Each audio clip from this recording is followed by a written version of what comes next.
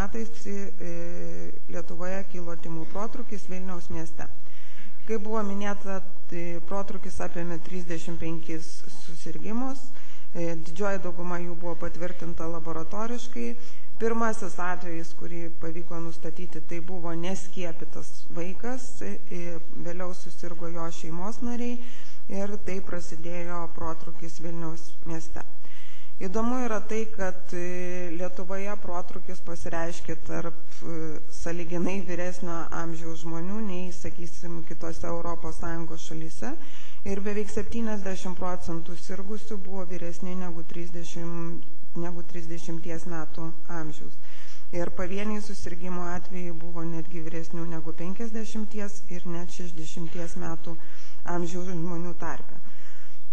Tai rodytų, kad ilgą laiką vaikų skiepijimo apimtis buvo tikrai pakankamai aukštos ir vaikų tarpe nėra tokių didelių imlių gyventojų grupių, kad virusas galėtų ten plisti, tačiau suaugusių grupėse, kurie liko neskiepyti arba dar vyresni nepersirgę, tas virusas rado galimybę plisti. Raudonukė situacija yra palankesnė tam tikrą prasme, nes kolektyvinis imunitetas reikalingas mažesnis, kad šita liga neplistų, tačiau kai kurios šalis, kuriuose raudonukės vakcina įvesta palyginus neseniai, turėjo patirti didžiulių protrūkių. Ir viena iš jų tai mūsų kaimynė Lenkija, kurioje buvo kilęs didžiulis raudonukės protrūkis ir sirgo 10 tūkstančių žmonių. Ir taip pat buvo diagnozuoti įgimto raudonukės sindromo atvejai. Šalyse, kuriuose skiepijimai vyksta ilgą laiką, sergamumo situacija yra palankesnė. Lietuvoje jau daugelį metų mes registruojam pavienius atvejus ir 2013 metais buvo nustatyti 2 raudonukės atvejai ir po to kalbėsim apie tai, ko turėtume siekti.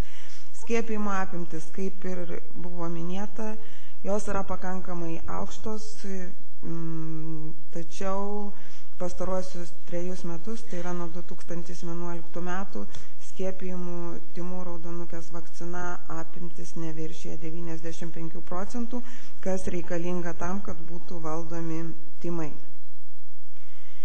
Ir kaip minėjau, kadangi ligos yra išskirtinės dėl to, kad yra siekiama jas eliminuoti, o po to eradikuoti, yra tam tikrai reikalavimai valdymui ir epidemiologiniai priežiūrai. Tai skiepijimai turi būti aukštas skiepijimo apimtis tiek šalyje, tiek kiekvienoje administracinėje teritorijoje, aukštos skiepijimo apimtis tiek pirmąją, tiek antrąją dozę. Kiekvienas įtariamas atvejis turi būti ištiriamas epidemiologiškai ir laboratoriškai ir šalies valdymo ir epidemiologinės priežiūros sistema turi atitikti tam tikriems tarptautinių organizacijų nustatytiems kriterijams. Ir tie kriterijai yra tokie, kad pranešimai apie įtariamus atvejus turi būti laiku, laboratorinis ištyrimas turi būti atliktas ne mažiau kaip 80% įtariamų visų atvejų. Taip pat šalis turi nustatyti tam tikrą kiekį įtariamų atvejų ir jų turi būti ne mažiau kaip 2 atvejai 100 000 gyventojų. Tai yra per metus ne mažiau kaip 2 įtariami tymų atvejai ir ne mažiau kaip 2 raudonukės įtariami atvejai 100 000 gyventojų. Tai yra dėl to, kad gydytojai turi būti budrus ir jeigu susirgimas pasireiškia bėrimų ir karščiavimų, turėtų įtarti raudonukę ir tymus ir atlikti išsamų epidemiologinį ir laboratorinį tyrimą. Ir tas rodiklis turi būti ne mažiau kaip 80% šalies teritorijos, tai yra tolygiai pasiskirstęs visoje teritorijoje. Taip pat turi būti nustatomas virusas, tai yra, kad galima būtų nustatyti plitimo grandinę, nustatyta infekcijos kilmė, ar tai yra įvežtinis ar vietinis atvejis ir epidemiologinis tyrimas atliekamas laiku. Mūsų atitikimas reikalaujamiems valdymo ir epidemiologinės priežiūros kriterijų. Lietuvoje skiepijimo apimtis yra šiek tiek mažesnės negu reikalaujama, tai yra mažesnės negu 95%, nerima kelia tai, kad tai yra 3 metus iš eilės. Tačiau jeigu žiūrint pagal teritorijas, pagal administracinės teritorijas, tai 2003 metais mes turėjom daugiau negu 10 teritorijų, kuriuose arba pirmąją, arba antrąją skiepijimo tymų raudonukės vakcinos dozės skiepijimo apimtis buvo mažiau negu 90%. Tai yra, kad nors nacionaliniu mastu skiepijimo apimtis yra pakankamai aukštos, tačiau tikrai yra teritorijų, kuriuose tos skiepijimo apimtis yra nepakankamos ir tai leidžia formuotis imlioms gyventojų grupėms, kuriuose yra didelė tikimybė, kad tymų arba raudonukės virusas galės plisti. Atitikimas epidemiologinės priežiūros kriterijams. Jeigu pranešimai laiku, pranešimų pateikimas nacionalinėms institucijoms jis yra kaip ir atitinka reikalavimus kriterijus, tai Lietuva nepakankamai nustato įtariamų tymų arba raudonukės atvejų, kuriuos turėtų ištirti epidemiologiškai ir laboratoriškai tam, kad patvirtintų, kad tymų arba raudonukės virusas cirkuliuoja arba necirkuliuoja. Ir tai susiję tiek su per mažai nustatomų įtariamų atvejų skaičiumi, tiek su dengiamomis teritorijomis.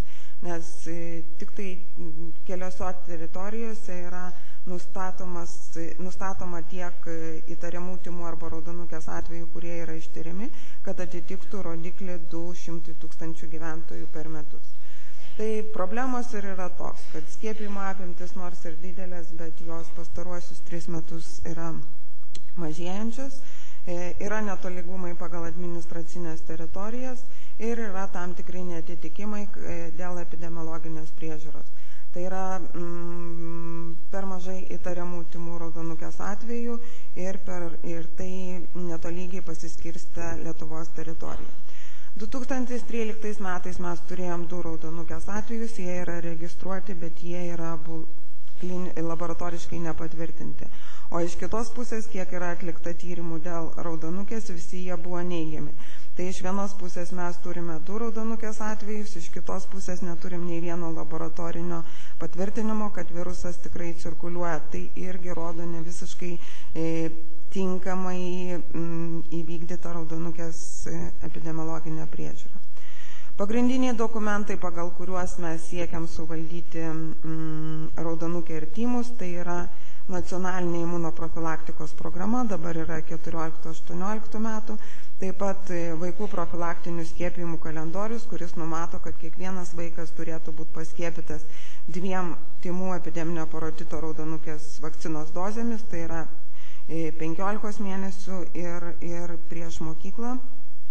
Ir yra tymų raudonukės ir įgimto raudonukės sindromo epidemiologinės priežiūros ir kontrolės tvarkos aprašas, kuriame yra numatyta, kad kiekvienas susirgimas, kai gydytojas nustato, kad susirgimas pasireiškia bėrimu ir karščiavimu, turi jį tirti ir laboratoriškai, ir įtarus tymus arba raudonukę pranešti visuomenės sveikatos centrui, kuris nedelsdamas turi atlikti kiekvieno atveju epidemiologinį tyrimą.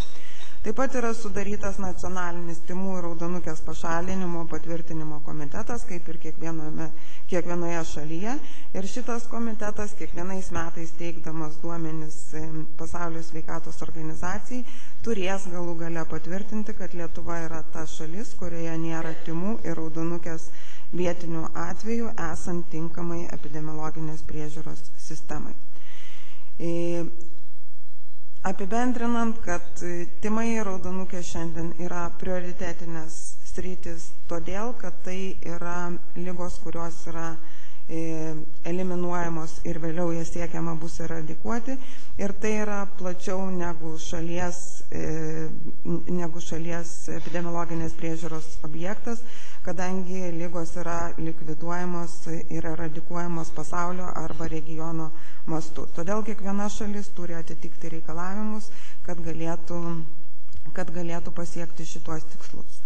Ir tam, kad tai pasiekti, tikriausia būtina pilnai įgyvendinti teisės aktų nuostatas, tai yra tai, kas numatyta dėl tymų ir raudonukės valdymo ir epidemiologinės priežiūros, didinti skiepijimo apimtis, stiprinti epidemiologinę priežiūrą, didinti asmens ir visuomenės sveikatos priežiūros įstaigų specialistų budrumą, stiprinti tarpusavio bendradarbiavimą ir didinti gyventojų pasitikėjimą tymų, epideminio parotito ir raudonuodegio